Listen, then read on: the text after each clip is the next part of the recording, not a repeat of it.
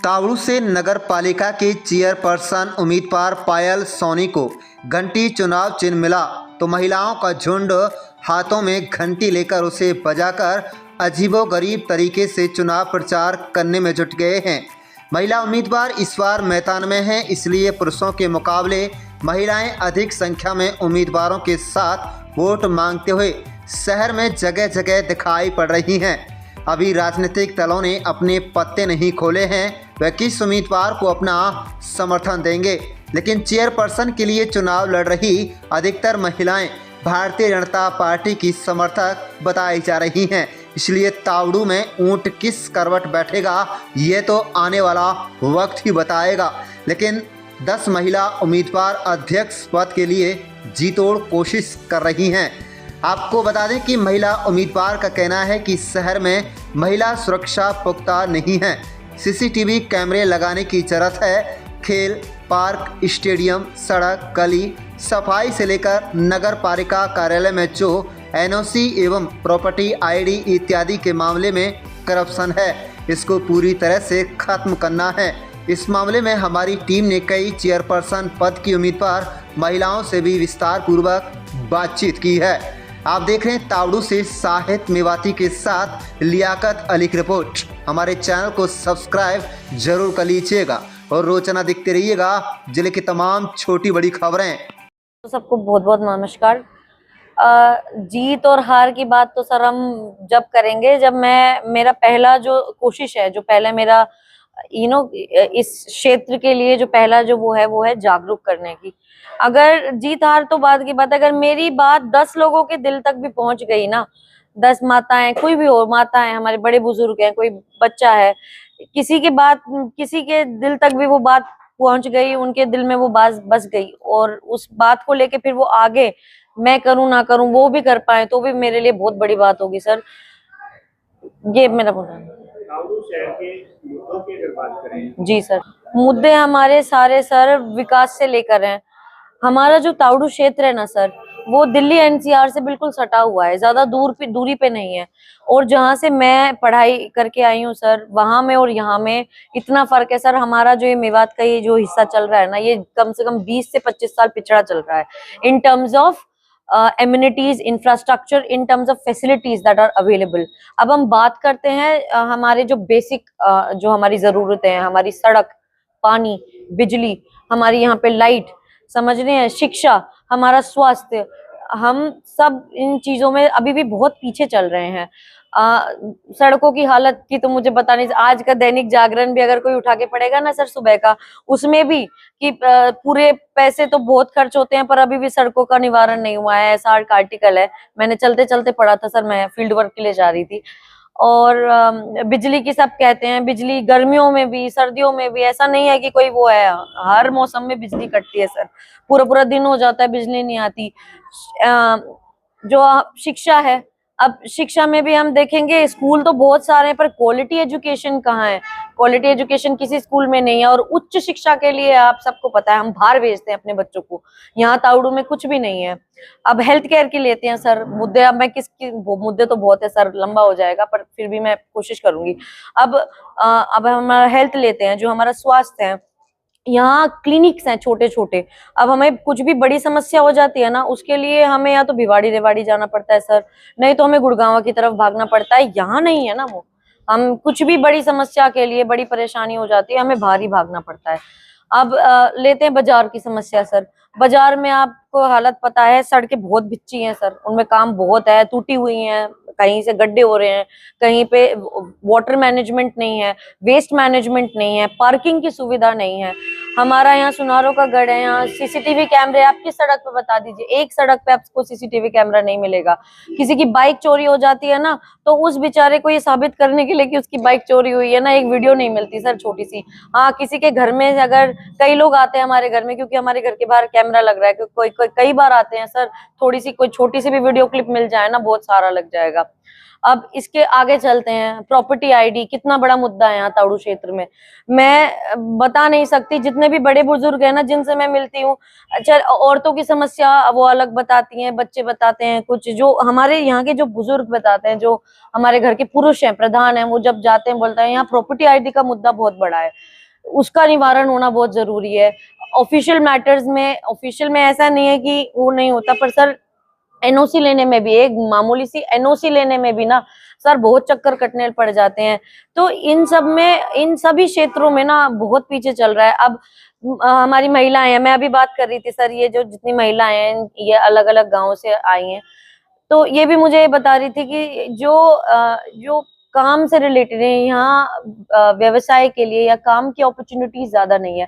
और जगह देखेंगे सर आप, women and skill development centre का वो होता है, प्राविधान होता है, गवर्नमेंट से भी होते हैं फंडेड, प्राइवेट भी होते हैं, पर ज्यादातर गवर्नमेंट होते हैं। मैं अभी पहले भी डिस्कस कर रही थी इसके ऊपर, वो भी यहाँ नहीं है सर। जो औरतें हैं वो बाहर जाती हैं, जितने भी वेयर हाउसेज हैं हमारे ताउडू के बॉर्डर पे ना, वहाँ वेयर हाउसेज में काम करने जाती हैं। फॉर एग्जांपल अमेजोन जैसे हमारा वेयर हाउस है, वहां तक जाती है। अब क्या होता है, जल्दी उठती हैं, काम करती हैं, भगती हैं, वहां जाती हैं, पूरे दिन की शिफ्ट देकर आती हैं, वापस आती हैं पब्लिक ट्रांसपोर्ट से, और उसके बाद भी जो वेतन है ना सर वो हिसाब का नहीं है। तो कहीं तो सेटिस्फेक्शन होना चाहिए ना किसी क्षेत्र में। सर मैं तो बाय प्रोफेशन आर्किटेक्ट हूँ sir. I have done my bachelors of architecture from Goa university. मैं वहां से पढ़ाई करके यहाँ आई हूँ, मेरी शादी यहाँ हुई है।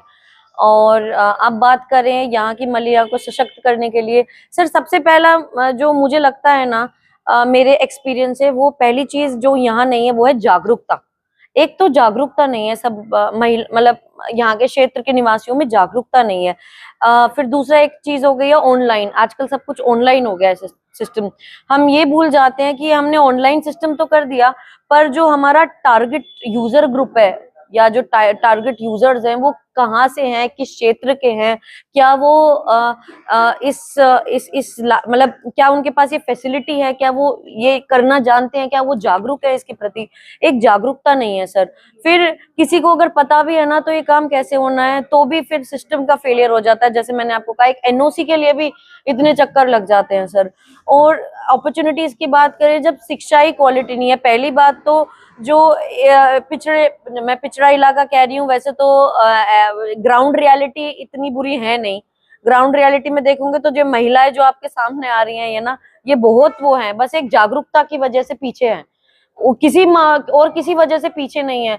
पढ़ी लिखी हो चाहे पढ़ी लिखी ना हो सर, इनमें जज्बा बहुत है।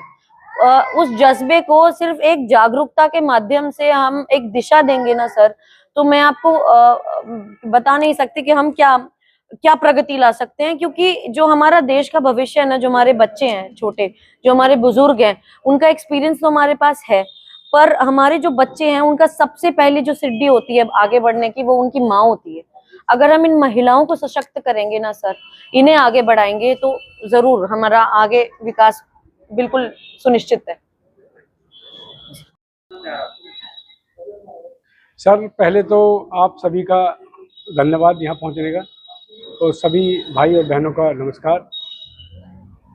मैं सुबह 5 बजे उठता हूँ, दैनिक क्रिया से फ्री होके मैं 7 बजे प्रचार के लिए निकलता हूँ और रात को 11 बजे तक मैं प्रचार करता हूँ। मुझे लोगों से ढेर सारा प्यार और समर्थन मिल रहा है, मैं इस बात से बहुत खुश हूँ। सिंबल पर अधिकतर जगह भारतीय जनता पार्टी हो या कांग्रेस हो, अधिकतर जगह पर सिंबल से चुनाव लड़ रहे हैं, ताउडू में सिंबल से नहीं लड़ा जा रहा है, क्या कहेंगे? सबसे पहले तो मैं सरकार का बहुत धन्यवाद करूंगा कि सरकार ने महिलाओं को आगे बढ़ाने के लिए रिजर्व वार्ड बनाए हैं और नगर निगम के लिए महापौर के लिए सीट बनाई है, चेयरमैन के लिए हमारे बीसीए को बहुत आगे बढ़ाया है सरकार ने। मैं इनका धन्यवाद करूंगा और सरकार का ये भी धन्यवाद करूंगा जो सिंबल से चुनाव नहीं हो रहे, वो भी जनता के हक की बात है। जो कैंडिडेट पब्लिक से ज़्यादा जुड़ेगा, ज़्यादा प्रचार करेगा, ज़्यादा विकास की बात करेगा, वो अपने आप ही उभर के ऊपर आ जाएगा। आज हमारे युवा देश की जो बागडोर है वह युवा के हाथ में है। हम जितना अपने आप से युवाओं को जोड़ेंगे उतना हमें फायदा होगा। तावड़ू की जनता अगर आपकी पुत्र वधू को मौका देती है तो क्या प्राथमिकता होगी शहर के विकास के लिए? सर, आपने ये अच्छा प्रश्न पूछा है। अगर तावड़ू की जनता हमारा समर्थन करेगी और हमें जिताएगी तो हमारा सबसे पहला ही ध्येय विकास का होगा, जिसमें सबसे पहले सीसीटीवी कैमरे, सड़कें, स्ट्रीट लाइटें, शिविरें और नालियां और शिक्षा, और जो मेरी पुत्र वधू ने कही है प्रॉपर्टी आईडी का, ये बहुत बड़ा मुद्दा है। लोग बहुत परेशान होते हैं, बार बार नगर पालिका के चक्कर काटते हैं। एनओसी के लिए लोग अपनी चप्पलें तोड़ देते हैं, काम नहीं होता।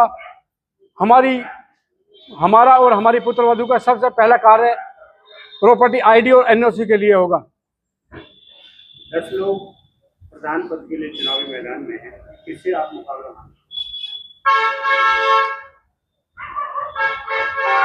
इस टाइम अगर सच पूछे तो हमारे मुकाबले में फिलहाल कोई नहीं है। हमें पब्लिक से इतना प्यार मिल रहा है, जो लोग हमसे जुड़े हुए हैं वे दिल से जुड़े हुए हैं, उनका सबका समर्थन है। मैं नहीं मानता अपने से किसी का मुकाबला, वो हमसे बहुत पीछे हैं, क्योंकि तावड़ू शहर के लोगों का इतना विश्वास और समर्थन और प्यार मिल रहा है, मैं किसी को अपने दौड़ में नहीं समझता। जनता से हाथ जोड़कर निवेदन करता हूं कि मेरी पुत्र वधू को ज्यादा से ज्यादा वोटों से पीछे बनाएं।